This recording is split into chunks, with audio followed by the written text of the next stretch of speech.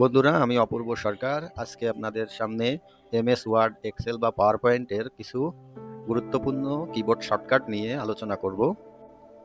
Control plus এ all select, ফোল্ডারের file বা MS ওয়ার্ডের সকল লেখা একযোগে সিলেক্ট করতে এটি ব্যবহার করা হয়।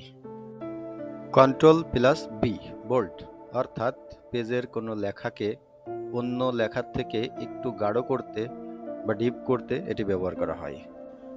কন্ট্রোল প্লাস সি কপি, একই লেখা বা একই ফাইল একাধিক করতে এটি ব্যবহার করা হয়। কন্ট্রোল প্লাস ডি অর্থাৎ ফন্ট, এমএস ওয়ার্ডে ফন্ট আনতে এটি ব্যবহার করা হয়। Control plus E centre side, MS ওয়ার্ডের কোনো টেক্সটকে পেজের মাঝামাঝি নিতে ব্যবহার করা হয়। Control plus F find oblique navigation, MS ওয়ার্ডের ভিতর অসংখ্য লেখার ভিতর কোনো একটি টেক্সট খুঁজে না পেলে এটি ব্যবহার করে খুঁজতে পারবেন। Control plus G go to, অর্থাৎ এমএস ওয়ার্ডের কোনো পেজে, লাইনে বা সেকশনে যেতে ব্যবহার করা হয়। Control plus H replace, MS ওয়ার্ডের অসংখ্য লেখার ভিতর একাধিক লেখা কোনো একটি ওয়ার্ড যদি পরিবর্তন করতে চান তাহলে রিপ্লেস ব্যবহার করা হয়।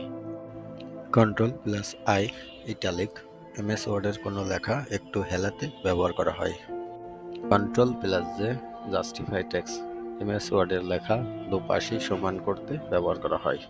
কন্ট্রোল প্লাস কে হাইপার লিঙ্ক, এমএস ওয়ার্ডের পেজে অন্য একটি ফাইলের লিঙ্ক যুক্ত করতে ব্যবহার করা হয়। Control plus L left side text, অর্থাৎ এমএস ওয়ার্ডের লেখা বামে সমান করতে ব্যবহার করা হয়। Control plus M right indent, MS ওয়ার্ডের সিলেক্ট করা লেখা ট্যাবের ন্যায় ডানে নিতে ব্যবহার করা হয়। Control plus N new page, MS ওয়ার্ডে নতুন একটি পেজ আনতে এটি ব্যবহার করা হয়। কন্ট্রোল প্লাস ও ওপেন, অর্থাৎ এমএস ওয়ার্ডের পূর্বের সংরক্ষিত ফাইল খুলতে ব্যবহার করা হয়। কন্ট্রোল প্লাস পি প্রিন্ট, যে কোনো ধরনের ডকুমেন্ট প্রিন্ট করতে এটি ব্যবহার করা হয়। কন্ট্রোল প্লাস আর রাইট সাইড টেক্সট, অর্থাৎ টেক্সট ডান পাশ বরাবর সমান করতে এটি ব্যবহার করা হয়। কন্ট্রোল প্লাস এস সেভ, যে কোনো ধরনের ডকুমেন্ট সেভ বা সংরক্ষণ করতে এটি ব্যবহার করা হয়। কন্ট্রোল প্লাস টি লেফট ইন্ডেন্ট রুলার, বামের রুলার ট্যাবের মতো ডান দিকে নিতে ব্যবহার করা হয়। কন্ট্রোল প্লাস ইউ আন্ডারলাইন, অর্থাৎ লেখার নিচেই আন্ডারলাইন যুক্ত করতে এটি ব্যবহার করা হয়।